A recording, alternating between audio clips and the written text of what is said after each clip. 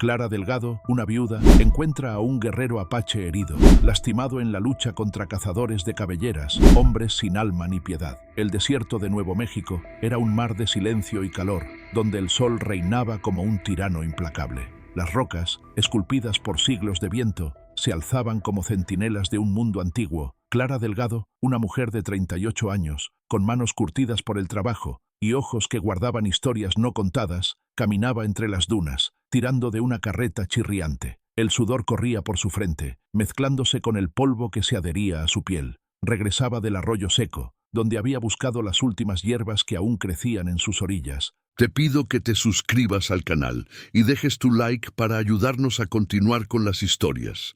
Ahora relájate y disfruta de la historia. Cuando lo vio, un hombre desplomado, una sombra contra la tierra agrietada. Era alto, de hombros anchos, con músculos que parecían tallados en piedra. Su respiración era un hilo frágil, casi devorado por el silencio del desierto. La sangre manaba de una herida profunda en el flanco, formando un charco oscuro que la arena absorbía con avidez. A su lado, una lanza rota, con la punta de piedra astillada, reposaba como un símbolo de una lucha interrumpida. Clara se acercó, con el corazón acelerado, pero no por miedo. Conocía el peligro, pero también la urgencia de una vida que se desvanecía. El hombre era apache. Eso era evidente por su ropa de cuero, las cuentas trenzadas en su largo cabello y el cuchillo de hueso aún atado a su cinturón. Clara se arrodilló junto a él, ignorando el calor de la tierra que quemaba sus rodillas. Tocó su pulso, sintiendo un latido débil pero insistente. «No vas a morir hoy», murmuró, más para sí misma que para él. Con esfuerzo, lo arrastró hasta la carreta, sus brazos temblando bajo el peso del cuerpo musculoso. El desierto parecía observarla, como si juzgara cada movimiento. Ella no miró atrás. Sabía que el tiempo era un enemigo más cruel que cualquier hombre. La casa de Clara era una fortaleza modesta, hecha de adobe y vigas de madera reseca, enclavada entre colinas bajas que la protegían de los vientos más fuertes. Las gruesas paredes mantenían el interior fresco, incluso cuando el sol castigaba el exterior. Dentro, el olor a hierbas secas se mezclaba con el del pan de maíz recién horneado. Sofía, su hija de 14 años, estaba sentada junto a la mesa, pelando papas con un cuchillo pequeño. Su cabello castaño, recogido en una trenza suelta, caía sobre sus hombros, y sus ojos, tan parecidos a los de su madre, se alzaron cuando Clara entró, arrastrando al hombre. «Mamá, ¿quién es?», preguntó Sofía, poniéndose de pie de un salto, con el cuchillo aún en la mano. «Un hombre que necesita ayuda», respondió Clara, con voz firme pero suave. «Trae las vendas y hierve agua. Rápido». Sofía dudó, sus ojos fijos en el extraño. Conocía las historias que contaban en el pueblo, de los apaches que atacaban ranchos, dejando solo cenizas y lamentos. Pero también conocía a su madre. Clara no se doblegaba ante el miedo ni los rumores. Sofía corrió a la cocina, mientras Clara acomodaba al hombre en una cama improvisada de mantas y paja. La herida era grave, un corte profundo que exponía músculo y sangraba incluso bajo la presión del trapo que Clara había improvisado. Trabajó con precisión, limpiando la herida con agua tibia y una infusión de hierbas que olía a tierra y amargura. El hombre, que más tarde descubriría que se llamaba Tarak, gimió, sus ojos entreabriéndose por un instante. Eran ojos negros, profundos como un cielo sin luna, cargados de una mezcla de dolor y desconfianza. «Quédate quieto», dijo Clara, sin alzar la voz. «Si te mueves, será peor». No respondió, pero sus ojos la siguieron mientras ella cosía la piel rasgada con una aguja de hueso, el hilo encerado deslizándose con dificultad. Cada puntada era un acto de resistencia, no solo contra la muerte, sino contra el peso de lo que ese momento significaba. Salvar a un apache no era solo un gesto de bondad, era una decisión que podía costarle todo lo que había construido. Clara Delgado no había nacido para el desierto. Venía de un pueblo en el este, donde el olor a hierro caliente de la fragua de su padre se mezclaba con el sonido de la máquina de coser de su madre. Era una niña soñadora, que leía novelas a escondidas en el desván e imaginaba una vida de aventuras. A los 18 años, conoció a Mateo, un joven de ojos brillantes y promesas de un futuro mejor. Él hablaba de tierras en el oeste, donde el suelo era rico y el cielo parecía infinito. Clara, enamorada, lo siguió, dejando atrás la seguridad de una vida conocida. Sin embargo, el desierto no era el paraíso que Mateo había descrito. La tierra era dura, el agua escasa, y los vecinos, cuando lo sabía, eran desconfiados. Mateo y Clara construyeron la casa de adobe con sus propias manos, riendo incluso cuando las ampollas en sus palmas sangraban. Sofía nació en una noche de tormenta, su llanto resonando como una victoria contra la adversidad. Pero la felicidad duró poco. 3 años atrás, bandidos atacaron el rancho, buscando caballos y provisiones. Mateo intentó resistir y pagó con su vida. Clara lo encontró en el porche, con el pecho perforado por una bala, los ojos aún abiertos, como si se negaran a abandonar a su familia. El dolor de perder a Mateo casi destruyó a Clara, pero Sofía la mantuvo en pie. Aprendió a manejar el rifle de su esposo, a negociar con comerciantes itinerantes y a reconocer las hierbas que curaban fiebres o cerraban heridas. Se convirtió en una mujer que el desierto respetaba, aunque los hombres del pueblo la miraran con desconfianza. La viuda del gado, la llamaban, con una mezcla de lástima y recelo. A ella no le importaba. Su vida era Sofía, el rancho y la promesa silenciosa de nunca rendirse. Años antes, Clara había tenido un encuentro que cambió su visión sobre los apaches. Su carreta se había descompuesto a kilómetros de casa y estaba sola, con el sol quemándole la nuca. Una mujer apache apareció, montada en un caballo flaco, con un niño atado a su espalda. No intercambiaron palabras, pero la mujer le dio a Clara un odre con agua y señaló el camino hacia un pozo cercano. El gesto fue simple, pero profundo. Desde entonces, Clara sabía que las historias del pueblo eran incompletas, que el odio era una moneda fácil, pero la verdad requería valor. Tarak, el guerrero. Tarak no era un joven inexperto, sino un guerrero en la plenitud de su fuerza, con 32 años y una reputación que resonaba entre los apaches y los colonos. La viuda del gado, la llamaban, con una mezcla de lástima y recelo. A ella no le importaba. Su vida era Sofía, el rancho y la promesa silenciosa de nunca rendirse. Años antes, Clara había tenido un encuentro que cambió su visión sobre los apaches. Su carreta se había descompuesto a kilómetros de casa y estaba sola, con el sol quemándole la nuca. Una mujer apache apareció, montada en un caballo flaco, con un niño atado a su espalda. No intercambiaron palabras, pero la mujer le dio a Clara un odre con agua y señaló el camino hacia un pozo cercano. El gesto fue simple, pero profundo. Desde entonces, Clara sabía que las historias del pueblo eran incompletas, que el odio era una moneda fácil, pero la verdad requería valor. Tarak, el guerrero. Tarak no era un joven inexperto, sino un guerrero en la plenitud de su fuerza, con 32 años y una reputación que resonaba entre los apaches y los colonos. Era un líder entre los Chiricahua, un grupo que resistía a la presión de los soldados del fuerte y de los colonos que avanzaban sobre sus tierras. Tarak era conocido por su destreza con la lanza y por su negativa a negociar con los blancos, a quienes veía como ladrones de un mundo que no les pertenecía. Su herida provenía de un enfrentamiento con cazadores de cabelleras, hombres sin ley que vendían la muerte por monedas. Él había matado a 2 de ellos, pero el tercero lo había herido en el flanco con un cuchillo antes de huir. Cuando Clara lo encontró, Tarak estaba lo suficientemente consciente como para intentar resistir. Su mano tembló al levantar el cuchillo, pero la fuerza le faltó. «No te haré daño», dijo Clara, y algo en su voz, no lástima, sino determinación, hizo que Tarak bajara el arma. Permitió que lo ayudara, pero sus ojos nunca dejaron de observarla, como si buscaran una traición que no encontraban. En la casa de Clara, Tarak oscilaba entre la fiebre y la lucidez. En los momentos en que estaba despierto, hablaba poco, pero sus palabras eran precisas. «Eres una tonta», dijo, en un inglés áspero aprendido en tratos con comerciantes. «Mi pueblo no te lo agradecerá». «No lo hice por tu pueblo», respondió Clara, cambiando el paño húmedo en su frente. «Lo hice porque era lo correcto». Tarak la miró, y por primera vez, un leve rastro de curiosidad reemplazó la desconfianza. No entendía a esa mujer que trabajaba con la fuerza de un hombre. pero tenía la suavidad de una madre. Era una contradicción, como el desierto que daba vida y muerte con la misma mano. La noche cayó como un telón de terciopelo, y el desierto quedó en silencio, salvo por el canto esporádico de un coyote. Clara sabía que el silencio era una advertencia. Lo había sentido antes, en las noches en que los bandidos rondaban o cuando las tormentas se formaban en el horizonte. Sofía, sentada cerca de la ventana, sostenía un cuchillo de cocina, con los dedos apretados en el mango. Clara la miró, deseando que su hija no tuviera que crecer tan rápido, pero el desierto no ofrecía opciones.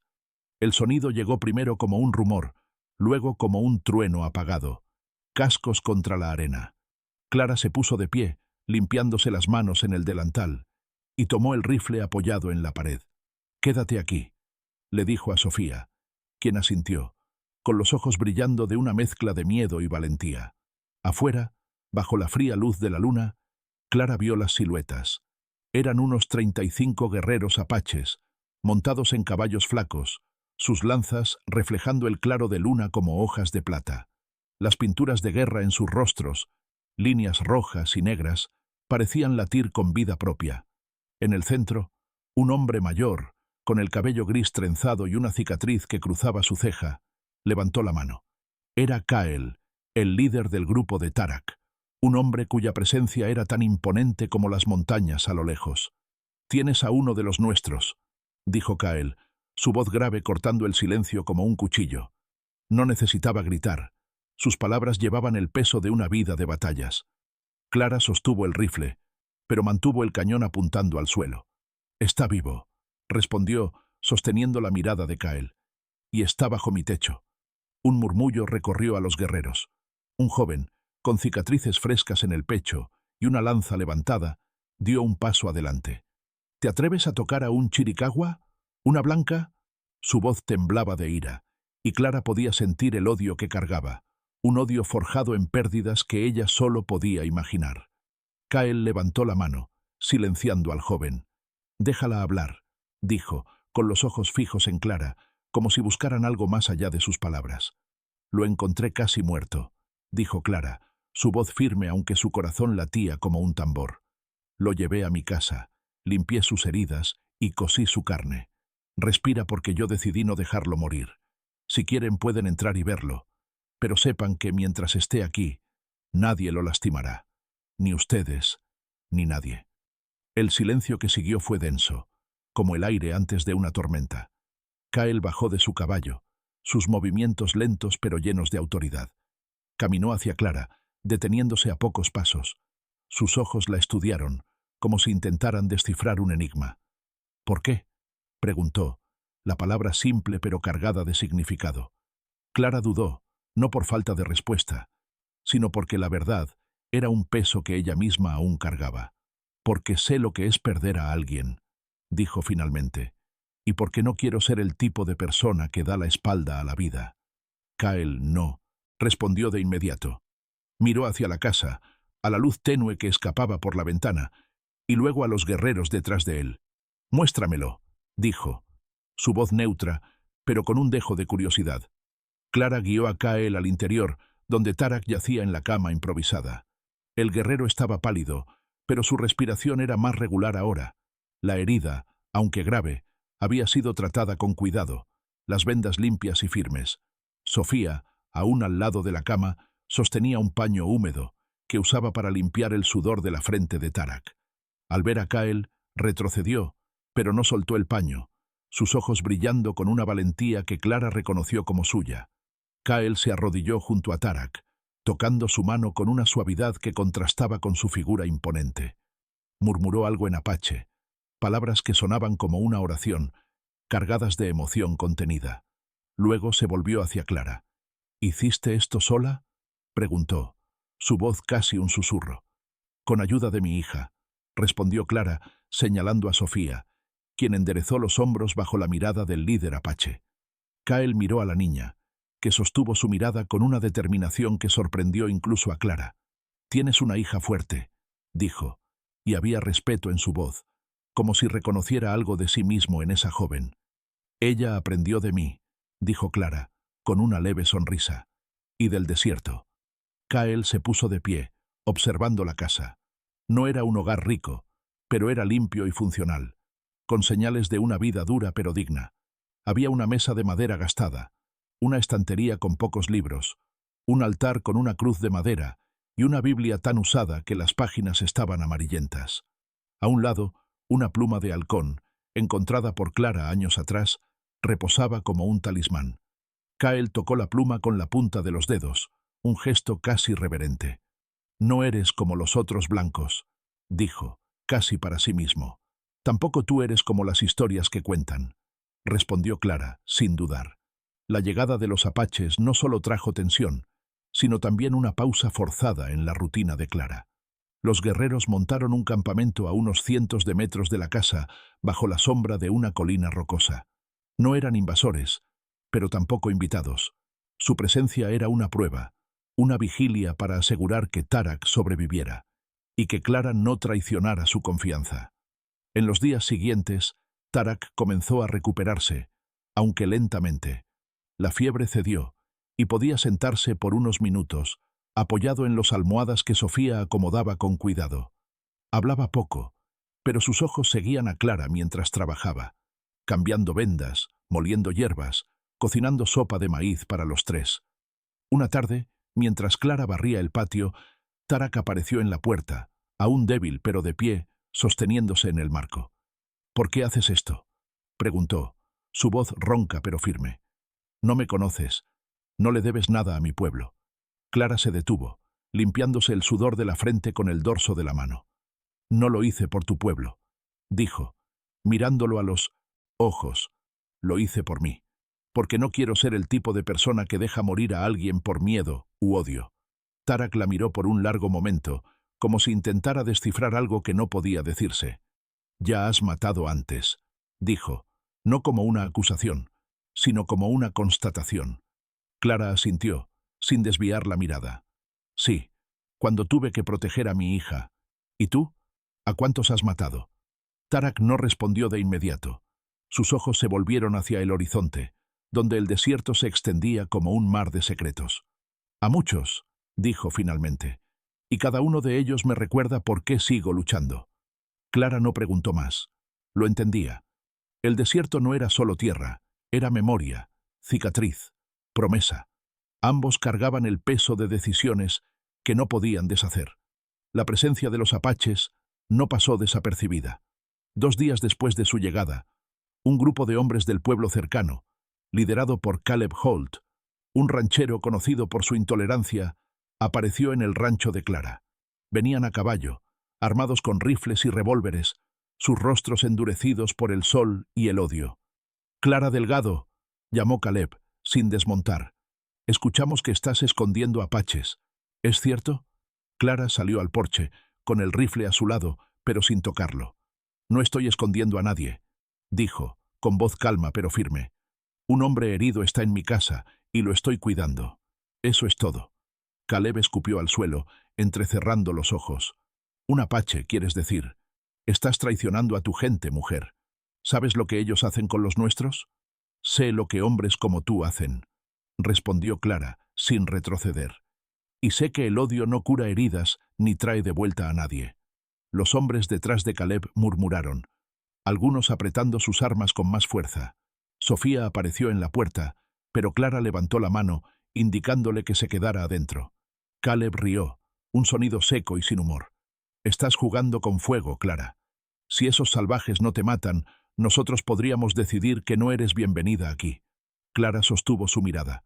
«Esta es mi casa, Caleb, y yo decido quién entra en ella.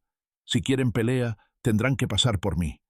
Hubo un momento de tensión, como si el aire pudiera romperse con el sonido de un disparo. Pero Caleb, tal vez al darse cuenta de que Clara no cedería, o temiendo a los apaches que sabía estaban cerca, dio media vuelta con su caballo.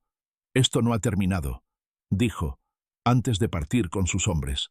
Clara permaneció en el porche hasta que el polvo se asentó, con el corazón latiendo rápido pero las manos firmes.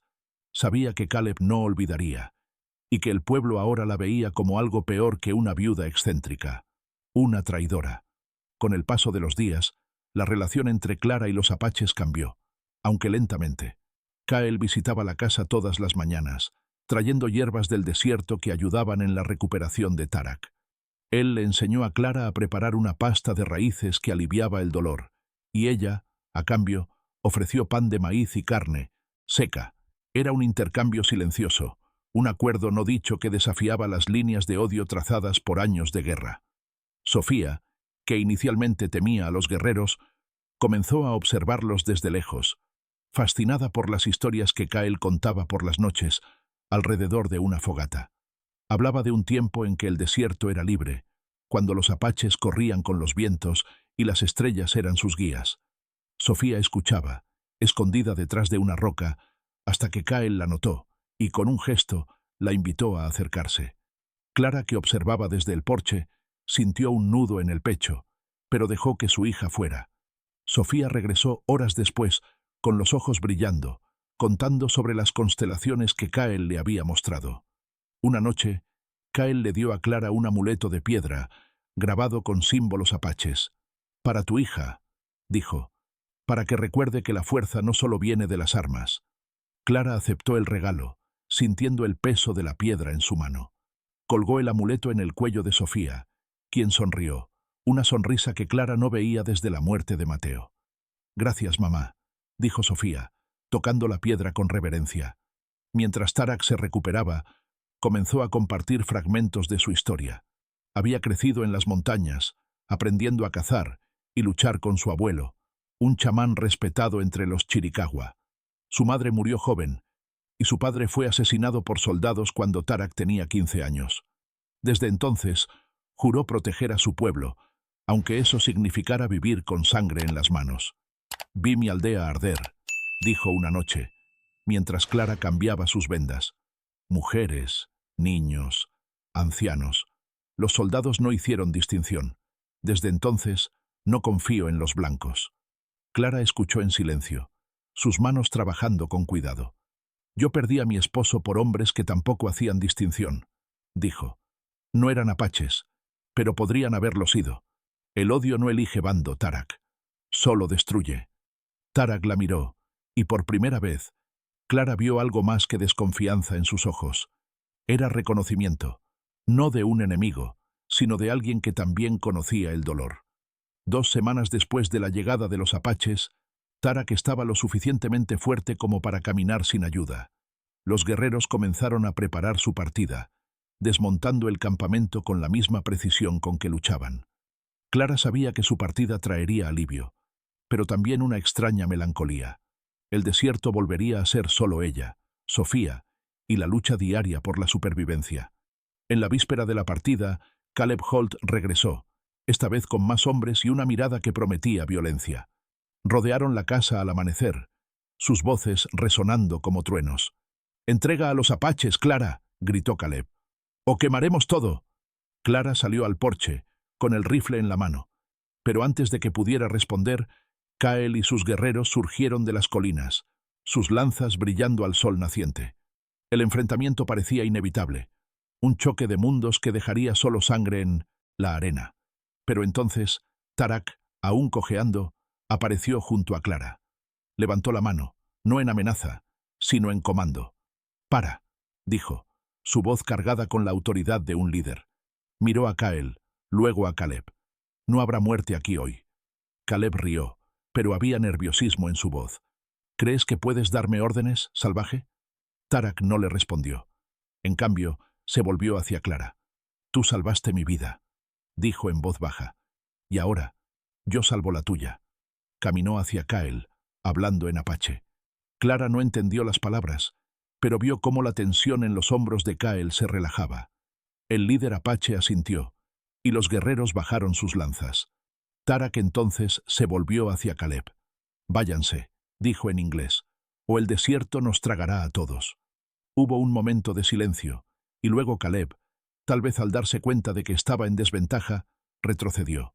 «Esto no ha terminado», dijo, pero su voz era más débil ahora. Él y sus hombres partieron, dejando solo polvo y promesas vacías. A la mañana siguiente los apaches se fueron. Kael se acercó a Clara, montado en su caballo, e inclinó la cabeza. «Nos diste algo que no podemos pagar», dijo. El desierto no olvida. Clara sonrió, una sonrisa cansada pero genuina. Tampoco yo, respondió. Tarak fue el último en partir. Se detuvo frente a Clara, sus ojos encontrando los de ella. Eres una guerrera, dijo, incluso sin una lanza. Clara no respondió, pero guardó esas palabras en su corazón. Cuando los apaches desaparecieron entre las colinas, regresó a la casa, donde Sofía encendía el fuego para el café. La vida continuaría, dura como siempre, pero algo había cambiado. Clara colgó el amuleto apache junto a la cruz de madera, un recordatorio de que, incluso en un mundo dividido, había espacio para la compasión. El desierto, con su crueldad y su belleza, había presenciado un momento de humanidad, y eso, para Clara Delgado, era suficiente.